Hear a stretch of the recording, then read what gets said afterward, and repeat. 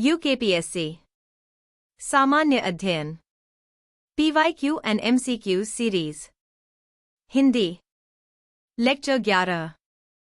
पहला प्रश्न। एक भारतीय संविधान की निम्न में से किस अनुसूची में दलबदल विरोधी अधिनियम के प्रावधान मौजूद हैं? ए. चौथी अनुसूची, बी. छठवीं अनुसूची, सी. आठवीं अनुसूची, डी. 10वीं अनुसूची। इस प्रश्न का उत्तर है डी। भारतीय संविधान की 10वीं अनुसूची में दलबदल विरोधी अधिनियम एंटी डिफेक्शन लॉ के प्रावधान मौजूद हैं।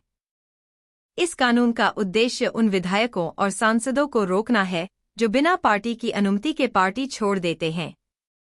यदि कोई सदस्य अपनी पार्टी का विरोध करता है और दूसरी पार्टी में शामिल हो जाता है तो उसे निर्वाचित पद से हटाने का प्रावधान है। यह कानून संसद और राज्य विधानसभाओं में राजनीतिक अस्थिरता को रोकने के लिए महत्वपूर्ण है। अगला प्रश्न। 2. लोक लेखा समिति के लिए लोकसभा से कितने सदस्य निर्वाचित किए जाते हैं? ए. 7, बी. 10, सी. 15, डी. 22। इस प्रश्न का उत्तर है सी। लोक लेखा समिति पब्लिक अकाउंट्स कमेटी के लिए लोकसभा से 15 सदस्य निर्वाचित होते हैं। यह समिति भारतीय संसद का एक महत्वपूर्ण अंग है जिसका कार्य सरकारी खर्चों और उनके उपयोग की जांच करना है। इसके सदस्य लोकसभा द्वारा चुने जाते हैं और यह समिति वित्तीय अनुशासन बनाए रखने में महत्वपूर्ण भूमिका निभाती है। इसके अलावा समिति में कुछ सदस्य राज्यसभा से भी होते हैं जो समिति की कार्यवाही में भाग लेते हैं। अगला प्रश्न। 3. कांग्रेस द्वारा भारत की पूर्ण स्वतंत्रता के लक्ष्य की घोषणा किस अधिवेशन में की गई? ए. लाहौर अधिवेशन 1929, बी. कलकत्ता अधिवेशन 1928, सी. इलाहाबाद अधिवेशन 1930, डी. इनमें से कोई नहीं। इस प्रश्न का उत्तर है ए। भारत की पूर्ण स्वतंत्रता के लक्ष्य की घोषणा कांग्रेस ने 1929 में लाहौर अधिवेशन में की थी। इस अधिवेशन की अध्यक्षता जवाहरलाल नेहरू ने की थी। इस अधिवेशन में पूर्ण स्वराज कंप्लीट इंडिपेंडेंस के लक्ष्य को अपनाया गया और यह प्रस्ताव पारित किया गया कि भारत को ब्रिटिश साम्राज्य से पूरी तरह स्वतंत्रता प्राप्त करनी चाहिए। यह आंदोलन भारतीय स्वतंत्रता संग्राम का एक महत्वपूर्ण मोड़ था और इसके बाद देशव्यापी असहमति और संघर्ष तेज हो गया। अगला प्रश्न। 4. भारत की संविधान सभा द्वारा राष्ट्रगान जन गण मन का हिंदी प्रारूप कब अपनाया गया था? ए. 26 नवंबर 1949, बी. 24 जनवरी 1950, सी. 17 नवंबर 1947, डी. 9 दिसंबर 1946। इस प्रश्न का उत्तर है बी। भारत की संविधान सभा द्वारा राष्ट्रगान जन गण मन का हिंदी प्रारूप 24 जनवरी 1950 को अपनाया गया था। यह राष्ट्रगान रवींद्रनाथ ठाकुर द्वारा रचित था और इसका संगीत भी उन्हीं ने दिया था। संविधान सभा ने इसे भारतीय राष्ट्रगान के रूप में स्वीकृत किया जो भारतीय एकता, स्वतंत्रता और विविधता का प्रतीक है। इसके बाद 26 जनवरी 1950 को भारत में संविधान लागू हुआ और भारत गणराज्य बना। अगला प्रश्न। 5. निम्नलिखित में से कौन भारत के मानवाधिकार आयोग के प्रथम अध्यक्ष थे? ए. न्यायमूर्ति M.N. वेंकटचलैया, बी. न्यायमूर्ति J.S. वर्मा, सी. न्यायमूर्ति के रामास्वामी, डी. न्यायमूर्ति रंगनाथ मिश्रा। इस प्रश्न का उत्तर है डी। भारत के मानवाधिकार आयोग के पहले अध्यक्ष न्यायमूर्ति रंगनाथ मिश्रा थे। उन्हें 1993 में भारतीय राष्ट्रीय मानवाधिकार आयोग NHRC का पहला अध्यक्ष नियुक्त किया गया था। न्यायमूर्ति रंगनाथ मिश्रा उच्च न्यायालय के वरिष्ठ न्यायाधीश रहे थे और उनके नेतृत्व में आयोग ने भारत में मानवाधिकारों के उल्लंघन की निगरानी, रिपोर्टिंग और सुधारात्मक कदमों के लिए महत्वपूर्ण कार्य किया।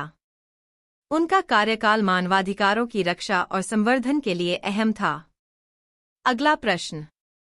6. नवसृजित केंद्र शासित प्रदेश जम्मू और कश्मीर का प्रथम उपराज्यपाल निम्न में से कौन था? ए. राधाकृष्ण माथुर, बी. गिरीश चंद्र मुर्मू, सी. मनोज सिन्हा, डी. सत्यपाल मलिक।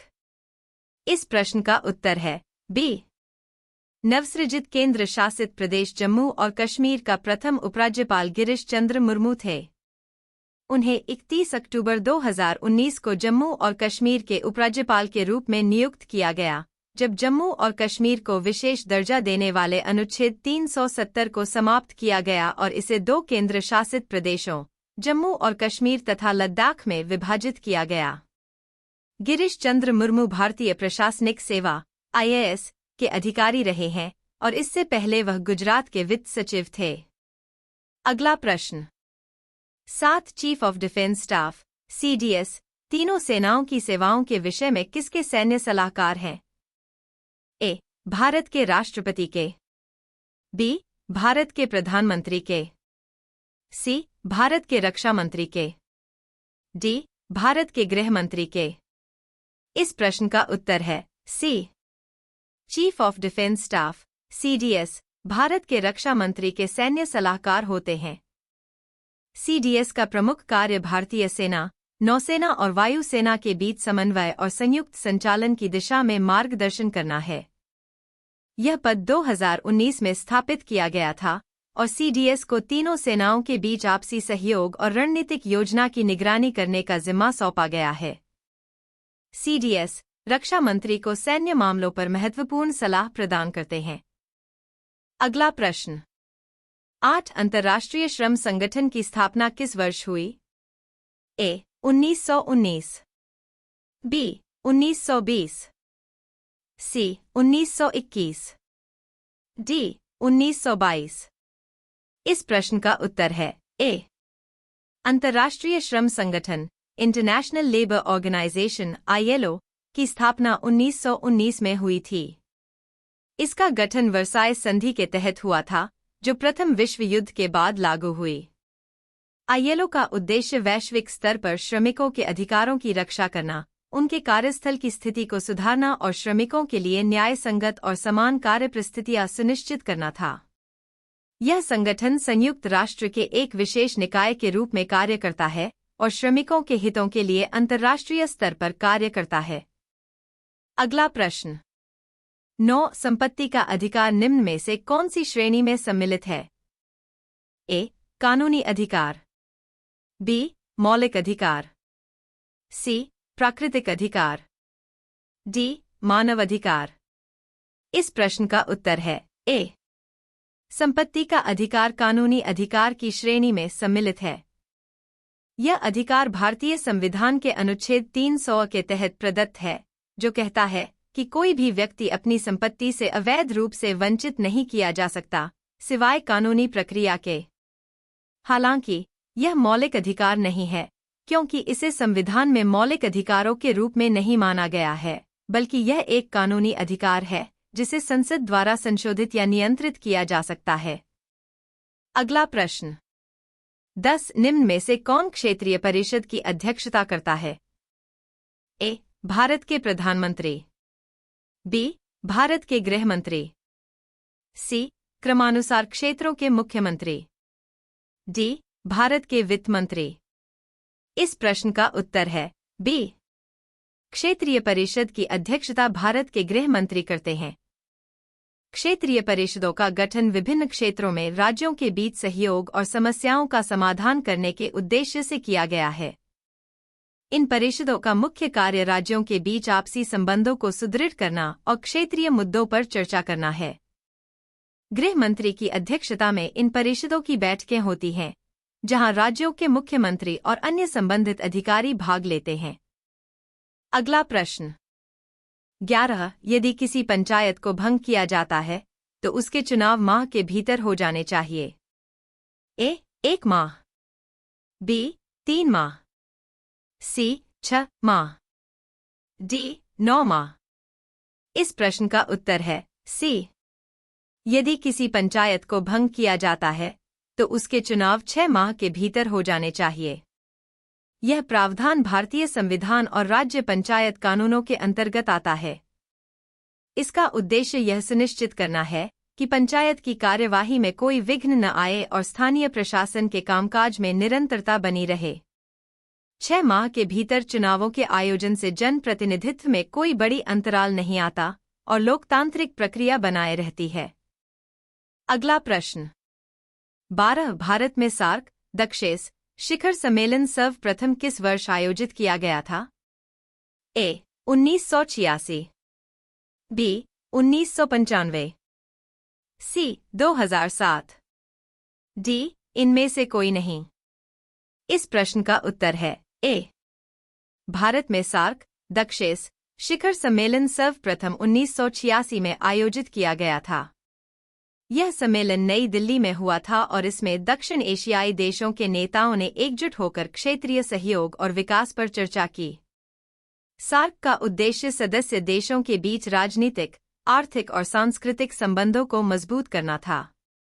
इस सम्मेलन में भारत, पाकिस्तान, श्रीलंका, नेपाल, बांग्लादेश, मालदीव, भूटान और अफगानिस्तान के प्रतिनिधि शामिल हुए थे।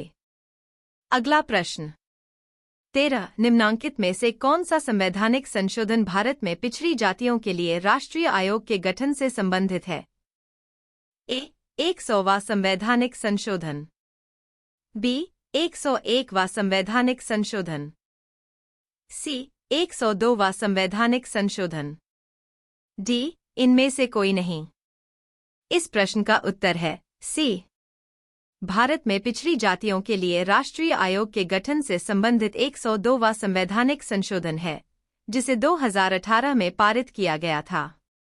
इस संशोधन ने संविधान में बदलाव करते हुए पिछड़ी जातियों के अधिकारों की रक्षा और उनके कल्याण के लिए राष्ट्रीय पिछड़ा वर्ग आयोग (NCBC) को संवैधानिक दर्जा प्रदान किया।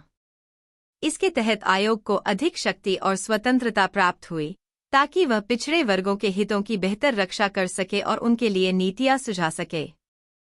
अगला प्रश्न 14 राज्य विधान परिषद के सदस्य का कार्यकाल कितना होता है? ए 5 वर्ष, बी 6 वर्ष, सी 7 वर्ष, डी 4 वर्ष। इस प्रश्न का उत्तर है बी। राज्य विधान परिषद के सदस्य का कार्यकाल 6 वर्ष होता है। यह कार्यकाल एक निश्चित अवधि के लिए होता है, लेकिन प्रत्येक सदस्य का चुनाव 1/3 सदस्यों का कार्यकाल हर 2 साल में समाप्त होता है, जिससे विधान परिषद में सदस्यों का निरंतर बदलाव होता रहता है।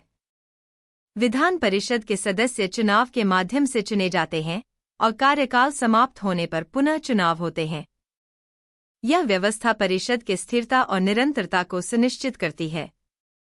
अगला प्रश्न 15 भारत द्वारा पहले प्रयोग नहीं, नो फर्स्ट यूज की प्रमुख नाभिकीय नीति अपनाते समय भारत के प्रधानमंत्री कौन थे?